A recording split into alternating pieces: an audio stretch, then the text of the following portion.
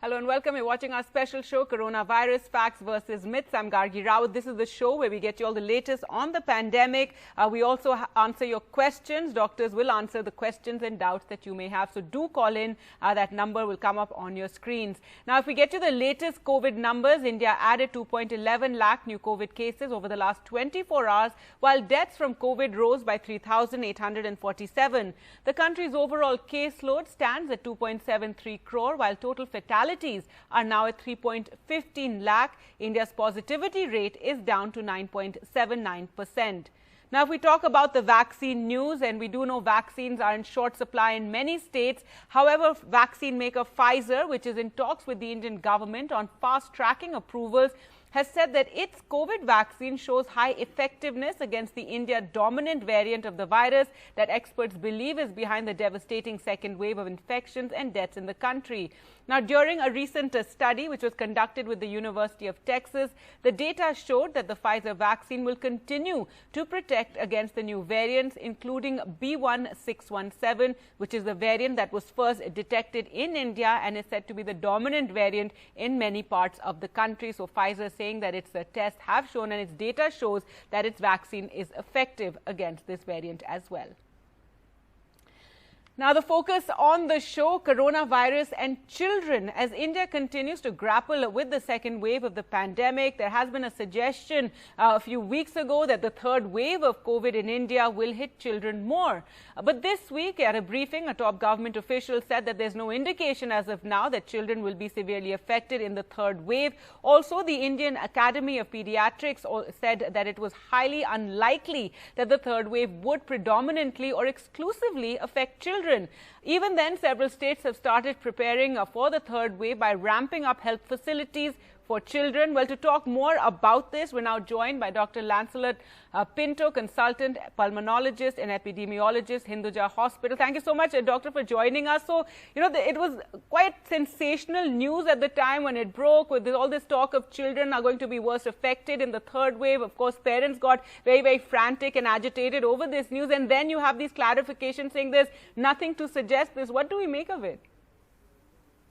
So as a parent of young children, I have been seeing a lot of these forwards as well, a lot of paranoia around the fact that the third wave is definitely going to affect children. So the logic being the first wave affected the elderly, the second wave affected individuals who are relatively young, and now the third group that's left and is vulnerable is our children. Now, I don't think that there is any scientific basis to this claim. This time around, if you look at the new variant, it has affected families in total. So it's not been one person in a family, it generally affects the entire family. And I do believe that there is no reason to suggest that children would not have been infected as part of this wave as well. Now, children being specially protected in some ways do not tend to manifest severe illness, tend to have very mild symptomatic illness, which just lasts 1 or 2 days by and large. And therefore, maybe a lot of children didn't get tested this time around. Had we tested all children this time around, maybe we would have realized that they are as affected as the young adults that we are speaking of. One of the ways in which to do this is to do what we call seroprevalence studies. So if we tested children across the country to see if they had antibodies and realized that a significant proportion of them have antibodies, I think it would dispel a lot of the fear associated with the third wave disproportionately affecting children. And I think that that should be the way forward. Now, if we do find that children don't have antibodies, for some reason children were not as affected yet, then I think it would be a strong argument to vaccinate children on a priority with whatever vaccines are approved to be used in that age. So either which ways, I think it's important to get the science out there, the data out there. No, absolutely. And, to assure parents that, it's not going to be affecting them worse. As you said, it's already, there's nothing to indicate that children don't get infected, though we have seen most of them have asymptomatic infections. Also, because of our testing limitations, perhaps we're not testing children as much because, if they're not showing any symptoms, we don't bother to test them. But the worry here is that they are carriers of the infection. So we still have to be very careful, especially in terms of, in close-knit households, in terms of interacting with the elderly. If you could just tell us about that. No, of course, we need to be concerned about this in the sense that, children have not gone to school for the past 1 year. So at some point of time, we will have to make an educated decision about whether we start sending them back to school. So that's one reason why we need this information to know whether they've already been infected, whether they have some sort of immunity. The second point, which is a very valid point, is that children do come back home to families where there are elders, where there are vulnerable populations at home. So even if they do not uniquely get affected or they are protected in some way, they definitely might transmit to others in the households, which is why we need to afford them some sort of a protection as well. So I think it's important to get children protected, even though they may not suffer from severe illness. So I think the reassuring part is that children tend to do extremely well with COVID-19 by and large. So that's the reassuring part. That's the reassurance that we need to give patients across, parents across the country. But at the same time, we cannot ignore the fact that if they do get infected, they could transmit, and therefore reducing the prevalence of infections or the incidence of infections among children is quite important. Right, and it's a very small percentage of children who get very severe infection. There's also a lot of talk about MIS-C syndrome or multi-system inflammatory syndrome, and we have seen more cases of that in the second wave, but we don't know if that's percentage or just the absolute number, since so many more children were infected, isn't it? I completely agree. So but the counter argument to that is that even if it is a really, really small percentage, sure, this is a group which is otherwise vulnerable. This is a group which is, otherwise has an entire lifetime ahead of them. And therefore, we definitely want to protect them to the best of our ability. So even if it's a small proportion, I mean, if we can do something to avoid that small proportion, that would be great. But yes, the reassuring part has been that it's been a very tiny fraction of children who have severe disease. And it's, again, a tiny fraction of children who come back a month later with MIS-C, which is a cause for concern, but it's not of the same proportion as what we see among adults. All right, and hopefully we will have a vaccine for children soon, and that's something that we can look forward to, at least before the third wave comes. Hopefully we will approve that vaccine. Thank you so much, Dr. Pinto, and do stay on to answer some questions that we get from our viewers. Sure. Well, let's now focus on the other big issue today, and the latest therapy for COVID that's come to India this week is monoclonal antibodies, which were famously used to treat the then President Donald Trump. Now, the first COVID patient in India who was treated with the monoclonal antibodies cocktail was discharged from the Medanta hospital in Haryana on Wednesday, a day after he was administered the jab. The patient, an 82-year-old man with multiple comorbidities, went home after getting the jab at the hospital. Monoclonal antibodies mimic the immune system's ability to fight off viruses and other harmful pathogens. Well, to talk more about this, we're joined by Dr. Sushila Kataria, Senior Director, Internal Medicine Department, the Medicity Medanta. Thank you so much, Dr. Kataria, for joining us on the show again. And tell us more about this particular treatment. The first patient got it. Does he just require that one jab? Yes, monoclonal antibody is like a passive immunity. So it is a ready-made immunity. These are the antibodies which are prepared in the lab, and you can have zillions and zillions of copy of this. So whenever any infection goes into our body takes time to build that immune response. But some people do not have that luxury of, building that response and fighting. So this kind of passive immunization, which you give immediately and you give and boost to fight the infection inside the body. So this is a monoclonal antibodies. Usually we give 2 monoclonal antibodies together so that it can fight the variants. Because most of the variants, when they change structure, there could be a chance that it can escape that one monoclonal antibodies. So it is usually just one jab, and patient, it's an OPD procedure totally. The patient has to stay in that area for maximum 45 to 60 minutes, and then it is done. All right, but this treatment is very expensive, this therapy. We do know that, one dose costs 59,000 and you need a combination of 2 doses that comes to 1,20,000. So will this remain something that will be used, in just some very few private hospitals and only for those who can afford it? So there is a little clarification here. The cost of 59,000 something is the combination of both. This is just given simultaneously. It's one injection. So it is not like 2. So total therapy cost for medicine only would come around this. That's what the company has marketed it around. Yes, in a country like ours with huge population, and we have to use our resources to the most optimal way. So this has been approved for high risk category patients who are likely to deteriorate in future. This is not for everybody. And this is, if it's given very early into the disease, it's more effective. So first week is the real time when you can utilize it. The high-risk group would be anybody who's more than 65 years of age, people who have a BMI more than 35, kidney patients, transplant patients, HIV patients, patients on chemotherapy, radiotherapy, immune-suppressed patients, And also in children, vulnerable children also you can give. So you know that the cost is there, but if it can prevent hospitalization, which it does in 70% of the people, so it saves a lot of money. 50,000-60,000 would be equal to 3-4 days of hospital stay, or maybe 2 days of ICU stay. If we can prevent that, we will reduce a lot of burden on the healthcare services. We can keep a lot more people healthier and out of hospital. That should be our aim. Right, and this therapy can only be administered at the hospital, and the timing, as you mentioned earlier, if you can just elaborate a bit on that, is very crucial. It has to be given early on in the infection.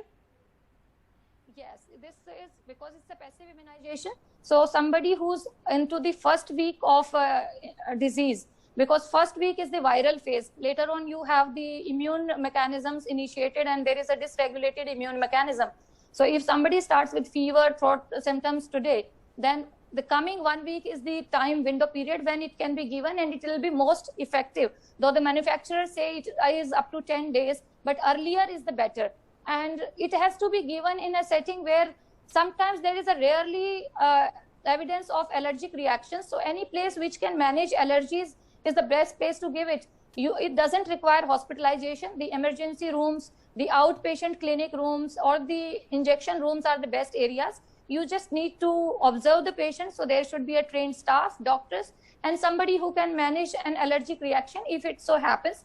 In the research in US, it has been used very widely, and it has been used in OPD care also. So they found that the incidence of allergic reaction is less than 1%, but yes, it may happen. So that is something you're going to keep an eye on. So it sounds very promising for especially the high-risk patients right now, but it's early days, and this has to be seen, and the patients also have to be watched carefully. I want to talk to you more about the various therapies, because in India there's been a lot of controversy about people running after various therapies. Earlier, plasma therapy, which has now been removed from the list of therapies to be advised. Just now, the news has also come that the subject expert committee has recommended emergency use authorization for a remdesivir tablet, which will hopefully be cheaper. Now, even remdesivir, we know WHO has removed its advice on remdesivir. So this is all very confusing for patients. If you could just explain to us. So various kinds of treatment for COVID-19 depends on the time where the person is and who is the person. It has to be individualized. So guidelines gives you a brief, outline in which you have to treat the patients, but it depends on the time. So if somebody comes into the early first week of illness, if the patient is mild to moderate, mostly they require is a symptomatic treatment. And now for the high risk group, you have monoclonal therapies. For patients who go on to oxygen and are into the second week of illness, steroids and remdesivir, and sometimes maybe some immune modulators like tocilizumab.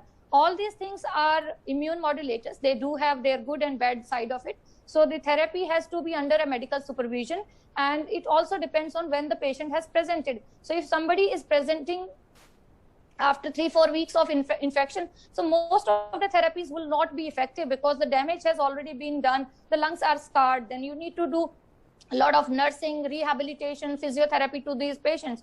So all the medication do have their own role, but it is given in a specified timelines into a particular category of patients. When it is given at the right time to the right patient, it is beneficial. But if anything which is used out of the window is used in quantity which is not specified, it may cause harm.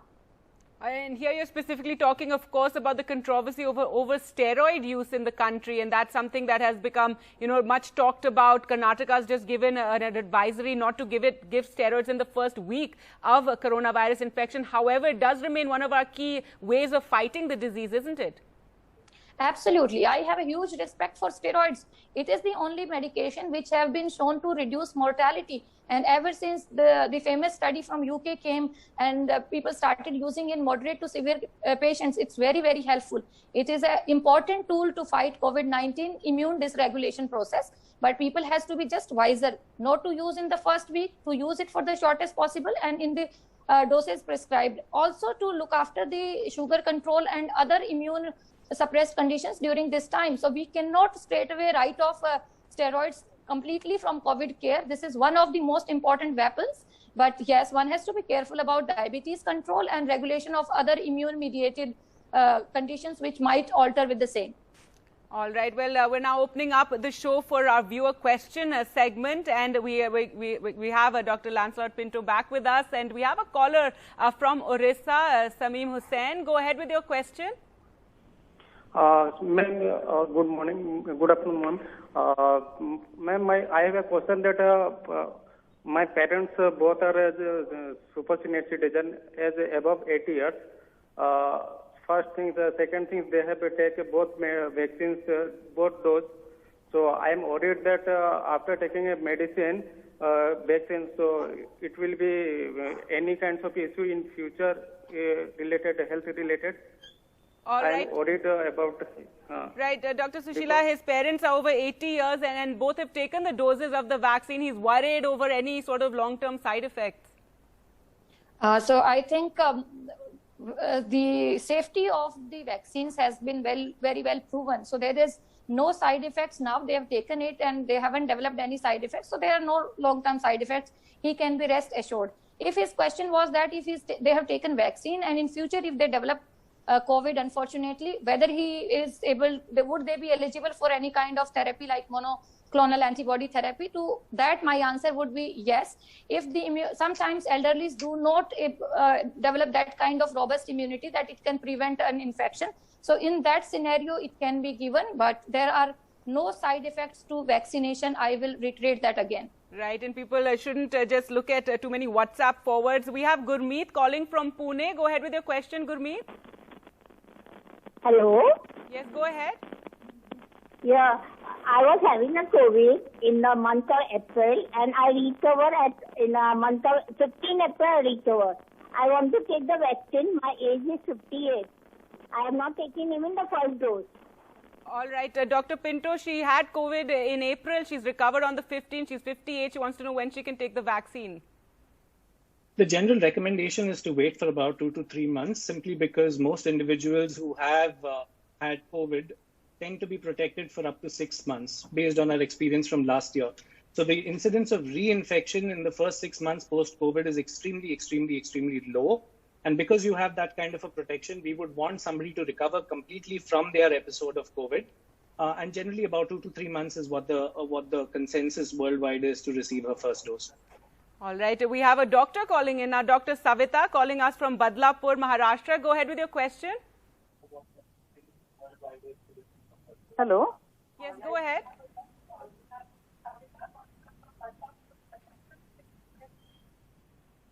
Hello? Yes, Dr. Savita, do go ahead with your question and you can turn off your television. Yes, go ahead. Yeah, I wanted to ask, right now there is hardly any treatment available for pregnant patients if they catch COVID. Yes. So can we give this monoclonal antibody for pregnant patients who get COVID? All right, let's ask Dr. Sushila that, doctor. Thank you, doctor, for asking this very relevant question. There is not very sufficient data in pregnant and lactating mothers to give a general guideline, but every case needs to be seen on case-to-case basis. And if the benefits outweigh the side effects, yes, one can consider, but should be at the discretion of the treating physician. So right now we don't have any data particularly on that. If I could just so add there to is that, insufficient data, but it can be used on case-to-case basis. If the doctor feels that her chances of having a severe disease are more, so I don't think there is any hindrance in using monoclonal antibodies. And whenever you are in doubt, the mother's health takes the priority. Absolutely. Dr. Pinto, you also wanted to add here? So the study which was just published with this antibody cocktail, which was a phase 3 trial, actually recruited 3 different groups. So one group was children, one group was adults who were at high risk, and the third group is pregnant women. So hopefully we should be getting data soon on whether it's safe for pregnant women or not as well. All right, we have a caller from Bengaluru. Ravi, go ahead with your question. Good afternoon, doctors. My question was whether patients living with chronic liver conditions like hepatitis B and liver fibrosis can safely take the vaccines, and are those vaccines like efficacious on those patients? Dr. Pinto? So to the best of my knowledge, there have been no safety flags which have been raised for individuals with liver disease. However, individuals with liver disease in advanced stages of liver disease can have clotting abnormalities and can bleed very easily. So if that's the case, you use something called an INR as a measure of the tendency towards bleeding. You might want to be careful just from that perspective that you might develop a hematoma or you might bleed a little. In terms of safety, I do not think there are any red flags which have been raised. In fact, a person with chronic liver disease would be at high risk for getting moderate to severe COVID and therefore would be at a high priority to get the vaccine. All right. And our last caller, Vasanti from Delhi. Go ahead with your question. Good afternoon, ma'am. My question is now, since this cocktail treatment is in, can we have a sigh of relief? As one, we have a treatment now. Right, Dr. Sushila? So I think she wants to just wants a confirmation now that can we celebrate that there is a treatment for COVID-19. Yes, most of the treatments have been repurposed. Most of the medicines which have been used have been made for some other purpose and have been used for COVID-19. This is one therapy which has been specifically made for COVID-19 and it helps in early disease and it helps in high-risk groups. But COVID has been such a big problem. We cannot say that everything can be solved with monoclonal antibodies, but this is one good weapon to fight COVID-19. Can we hope it'll get cheaper in days to come? I would like to see that, yes. It should happen with more and more people becoming eligible for it. The manufacturers should give consideration, and I think it should become more affordable. All right, we can just hope for that, yeah. All right, we're out of time now. Thank you so much, Dr. Sushila and Dr. Pinto, for joining us on the show and answering all those questions. Thank you, Gargi. With that, time for us to slip into a short break. More news on the other side. Stay with us.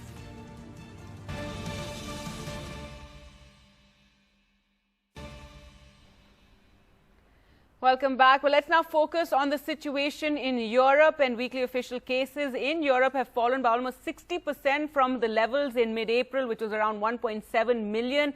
Deaths are also in decline. The vaccine drive is progressing. To talk more about this, we're joined by DW's Thomas Sparrow from Berlin. Thank you so much, Thomas, for joining us. Now, Chancellor Merkel promised to donate coronavirus vaccines to developing countries. What are the details and what's behind this move? German Chancellor Angela Merkel said that until the end of the year, Germany will donate 30 million doses of coronavirus vaccines, which should preferably go to developing countries around the world. This is part of a wider EU donation of 100 million vaccine doses this year. Behind this move is the understanding that the pandemic can only be dealt with in a multilateral way, which explains Germany's support for COVAX, the international platform that's helping to distribute vaccines, with an additional 100 million euros. But it also has to do with the reality on the ground, acknowledged by the German government, that COVAX vaccines are not yet being delivered in sufficient quantities. And so how is Germany's own vaccination program going? After a very slow start, plagued by organizational problems, Germany's vaccination rollout is not only gathering speed, but it's also helping to reduce new infections. German authorities have repeatedly said their goal is to offer every eligible person a vaccination by the end of September, before Germany goes to the polls to elect a new chancellor. So far, over 40% of Germans have received at least one coronavirus vaccination, which is roughly over 33 million people. Meanwhile, and this is the more important statistic, around 15% of the population has now been completely vaccinated. Despite these statistics, the German government has warned vaccine supplies are still limited, so they appealed for continued patience as people wait for an appointment. All right, Thomas, thank you so much for joining us on the show.